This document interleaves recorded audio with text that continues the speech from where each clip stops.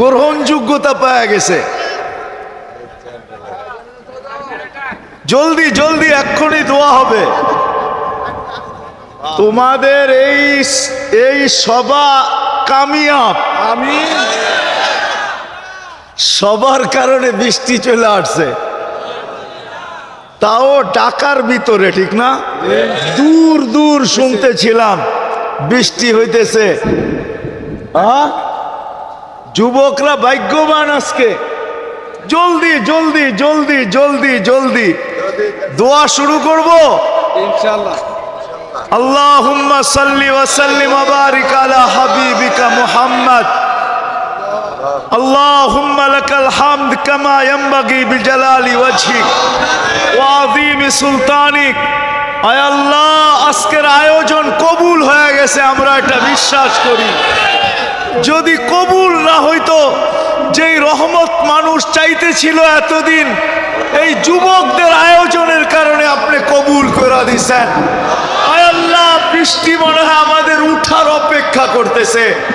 আয় আল্লাহ, এদের আয়োজন যেরকম কবুল করছেন, এদের জীবনগুলোকে এরকম কবুল করেন আল্লাহ। আজকে কবুলিয়ত চাবো। আর 30% মানুষ হয়তো নামাজ পড়ছে, রোজা রাখছে, সারা মাস আসতে পারে নাই।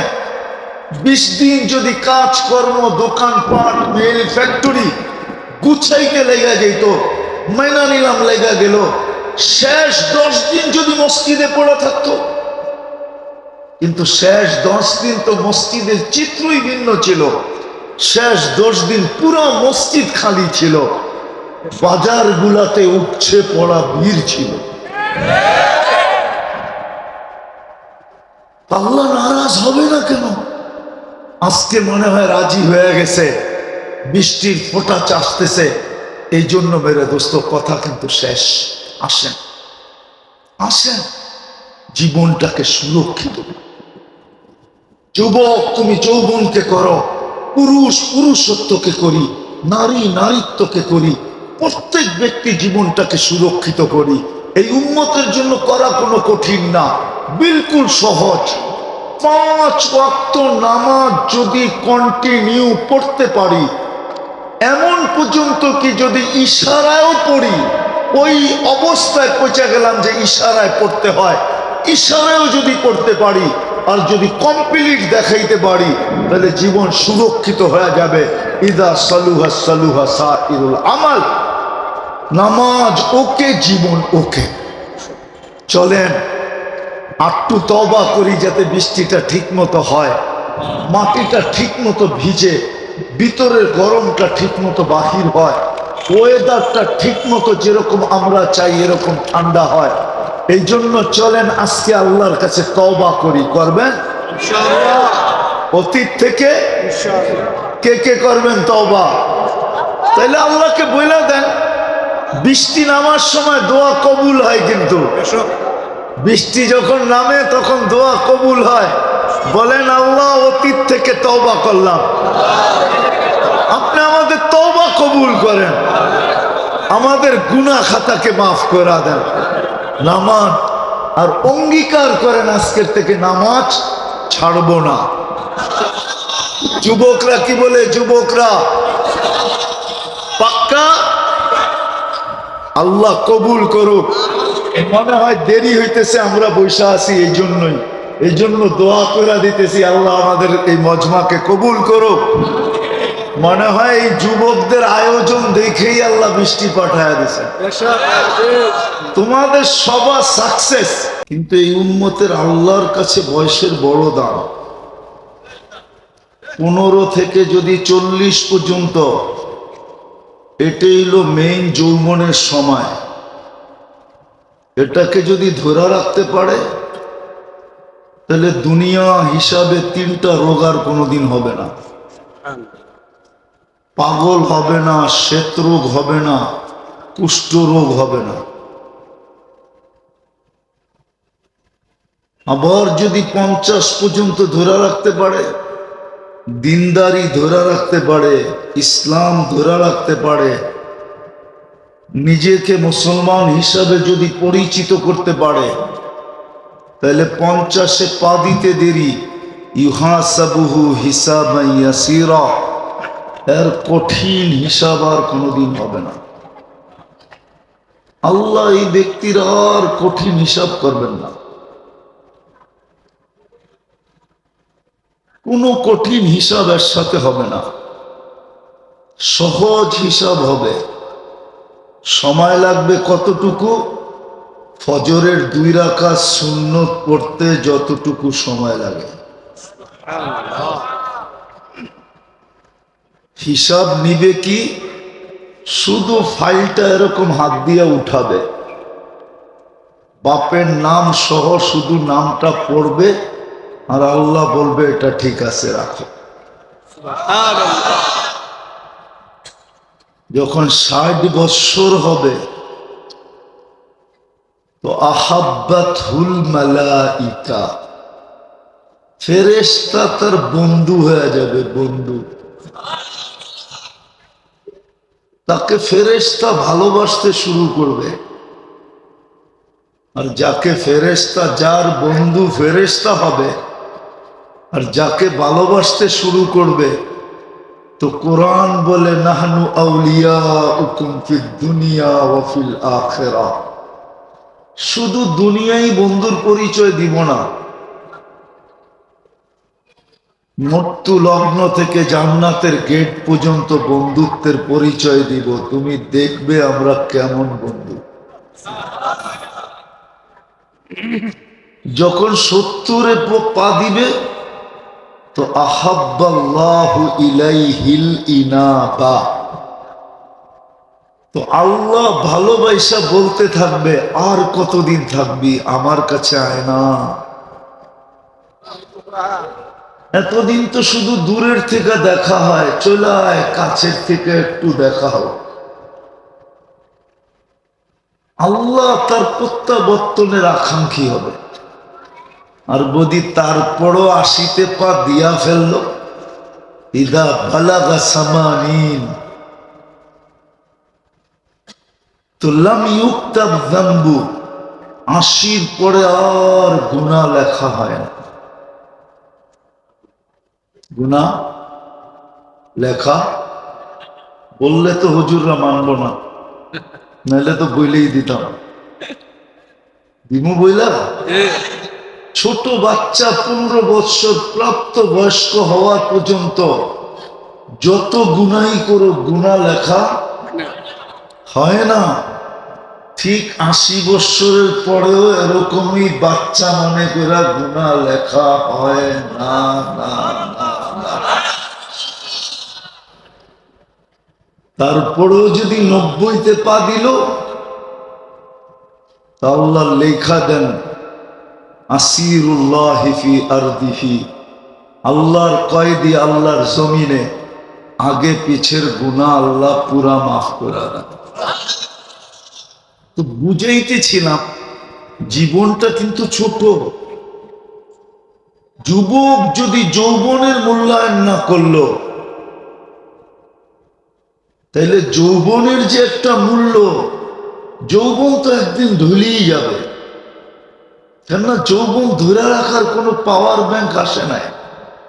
আসে না? আসে কি? তোমাকে নেটে সার্চ দিলে পাওয়া যাবে না? না, এরা দিয়ে কিছু কয়টয় না। নেটে সার্চ দিলে পাওয়া যাবে না যৌবন ধরে রাখার পাওয়ার ব্যাংক। বিদ্যুৎ ধরে রাখার পাওয়ার ব্যাংক তো বিজ্ঞান বানাইলো, কিন্তু যৌবন ধরে রাখার কোনো পাওয়ার ব্যাংক নাই। এটা একদিন হাতছাড়া হয়ে যাবে। কিন্তু যদি মূল্যায়ন আস্তে শুনতে হবে, আওয়াজ না,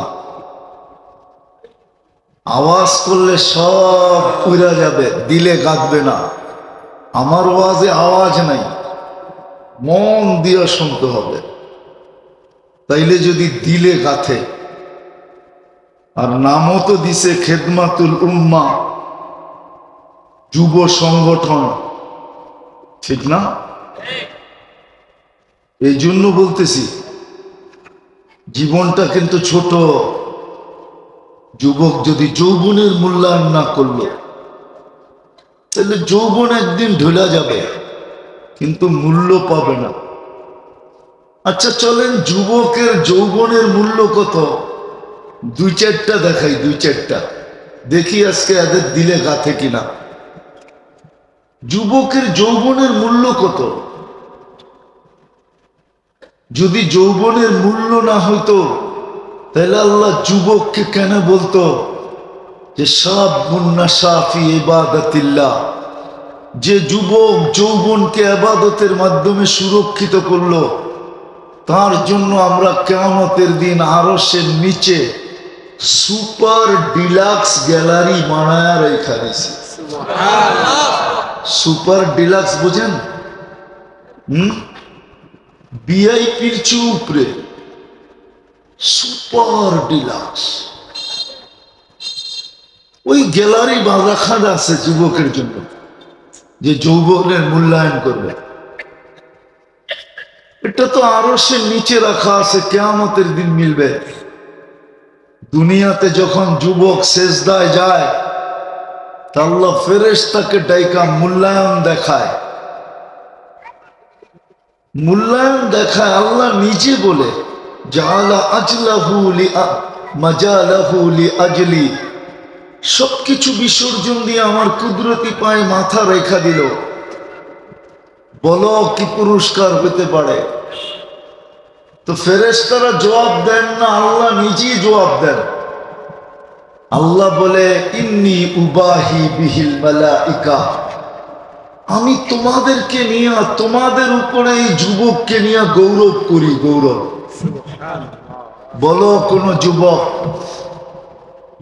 যদি বলো কোন সম্ভ্রান্ত ব্যক্তির কাছে যদি তুমি গৌরবের পাত্র হও তো কেমন লাগে?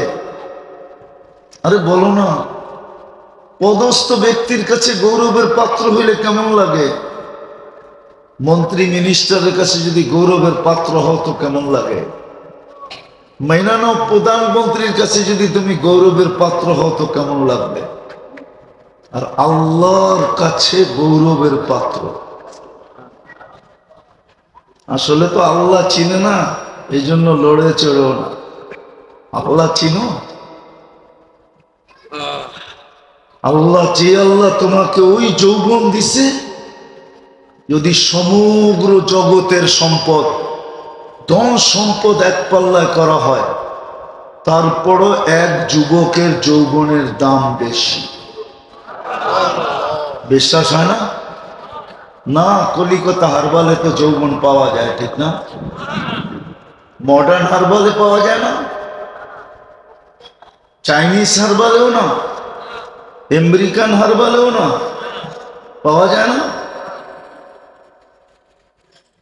যে আল্লাহ তোমাকে যৌবন দিল, তৃতীয় লিঙ্গ বানাইল না, যৌবন দিল, ওই আল্লাহর কাছে তুমি প্রিয় পাত্র। চলো সর্বশ্রেষ্ঠটা শোনায়া দিই। যুবক যদি যৌবনকে সুরক্ষিত করে, আর যখন জমিন দিয়ে হাঁটতে থাকে, আল্লাহ উপর থেকে বলতে থাকে, আল্লাহ উপর থেকে বলতে থাকে, লাউলা শাবাবা খুশা, এই যুবক যদি জমিনে না থাকতো, লাজালতু সামা হাদিদা, আমরা আকাশকে লোহার বানায় দিতাম,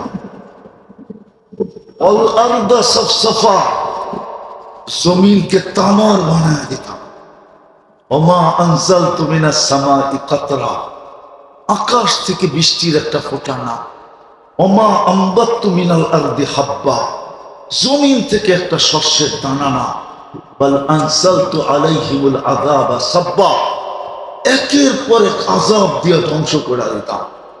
কিন্তু পারি না তো, এই যুবকদের জন্য পারি না।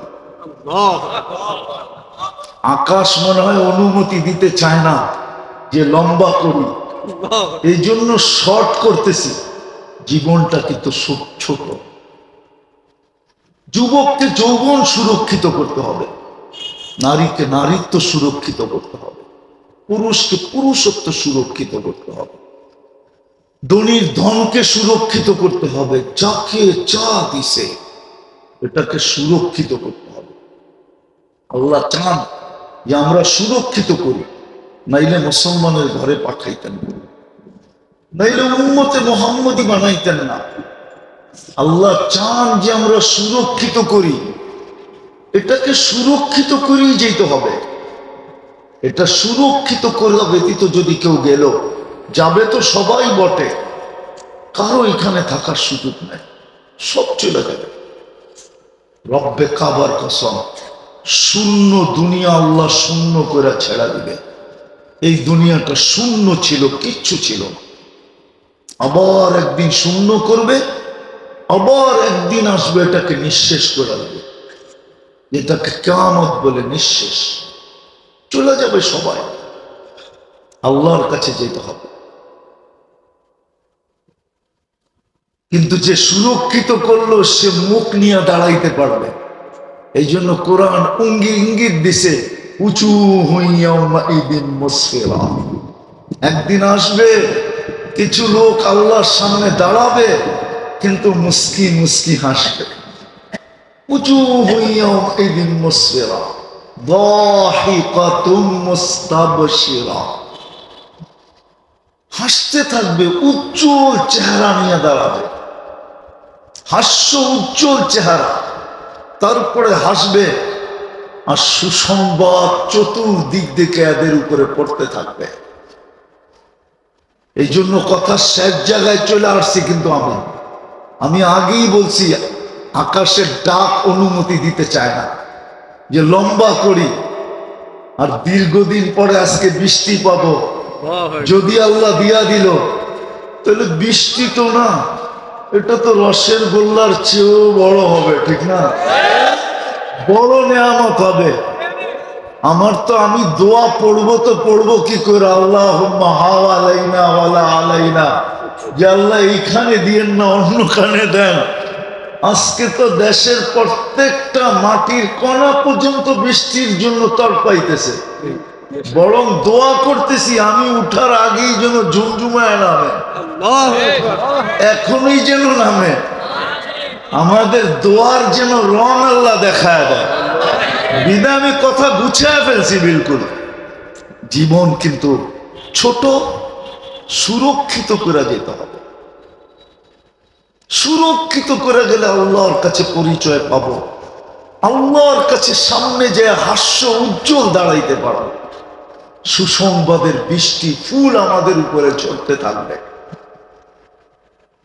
যুবক, তোমাদেরকে পায়ে হাত দিয়া বলি, যৌবনকে সুরক্ষিত করো, খেলায় হারায় দিও না।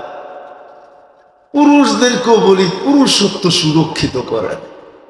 এই উম্মতের বেশি করতে হবে না। আমি তো বলতেছিলাম আজকে কয়েকদিনই রোজার পরের থেকে, এই গরম দেখা বলতেছিলাম যে আল্লাহ নারাজ হবে না কেন? রমজান মাসে তো ইচ্ছা করলে 70 মাসের ফরজ অ্যাডভান্স করে বসে থাকতে পারতাম। অ্যাডভান্স বোঝেন না কি?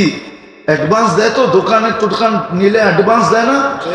আল্লাহ তো সুযোগ দিছিল, এক মাসে 70 মাসের ফরজ অ্যাডভান্স করতে পারতাম। এক ফরজ 70 গুণ। বা যদি পিছনে না কইরা থাকি, ওটাকে রিকভারি করতে পারতাম। কিন্তু আফসোস, আমার জাতি 70% মানুষই তো নামাজ পড়ে না।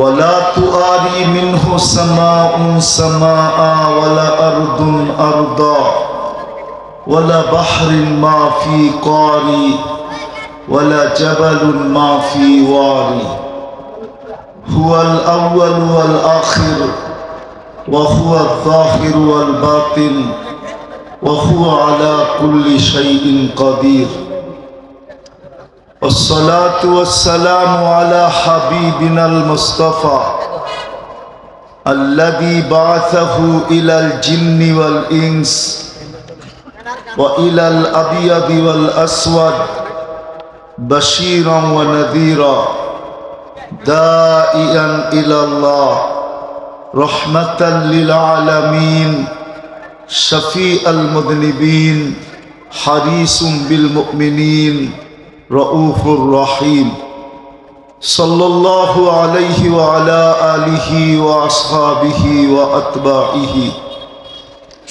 व नाइबिहि सलातन व सलामन कसीरन कसीरा अम्मा बाद फ़अऊज़ु बिल्लाहि मिनश शैतानिर रजीम बिस्मिल्लाहिर रहमानिर रहीम जाहिदू फिल्लाहि हक़्क़ जिहादी हुवा अज्तबाकुम वमा जअल अलैकुम फिद्दीन मिन हरज मिल्लत अबीकुम इब्राहीम हुवा सम्माकुमुल मुस्लिमीन वक़ाल रसूलुल्लाह सल्लल्लाहु अलैहि वसल्लम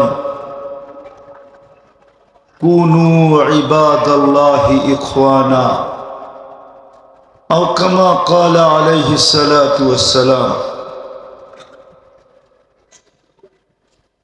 খিদমাতুল উম্মা বাসুন্দা যুব সংগঠনের পক্ষ থেকে আয়োজিত উক্ত ওয়াজ মাহফিলের সম্মানিত সভাপতি, উপস্থিত উলামায়ে কেরাম,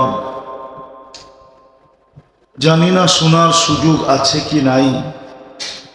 যদি শোনার সুযোগ থাকে তো পর্দার অন্তরালে মা ও বোনেরা, কোরআন হাদিস থেকে যতটুকুই তেলাওয়াত করলাম আশা রাখি একই সামনে রেখে অতি অল্প সময় কিছু কথা রাখব। সাথে সাথে সকলের কাছে দোয়ার দরখাস্ত থাকবে। এই পর্যন্ত যা শুনলাম আর সামনে যা শুনব,